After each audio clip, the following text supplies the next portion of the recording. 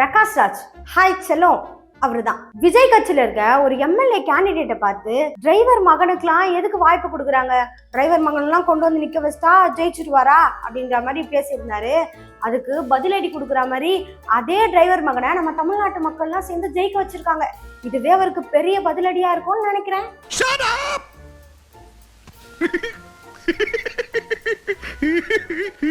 சாட்டை திருமுருகன் இவருக்கு முழு நேர வேலையே தமிழக வெற்றி கழகத்தை ஏதாவது விமர்சிச்சுட்டு இருக்கிறதுதான், முக்கியமா விஜய. அதே மாதிரிதான் தாவேகாவை சேர்ந்தவங்களாம் என் காலில் வந்து விழுங்கடா அப்படின்ற மாதிரி பேசியிருந்தாரு. இவர் காலில் வந்து விழுங்கடான்னு சொன்னதுக்கு பதிலா இவர் போய் 4-5 பேர் காலில் விழுந்திருந்தா இவரு சீட்டு கிடைச்சிருக்குமோ என்னமோ.